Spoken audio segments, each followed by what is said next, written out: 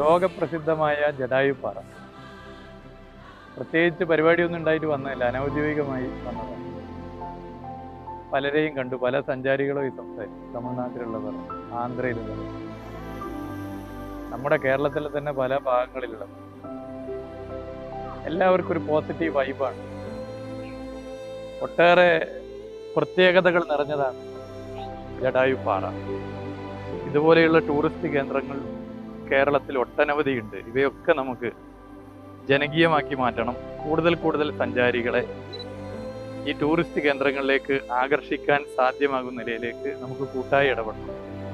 ഇന്നലെ വരെ നിങ്ങൾ നൽകിയ നിർദ്ദേശങ്ങൾ, അഭിപ്രായങ്ങൾ തുടർന്നും നൽകണം.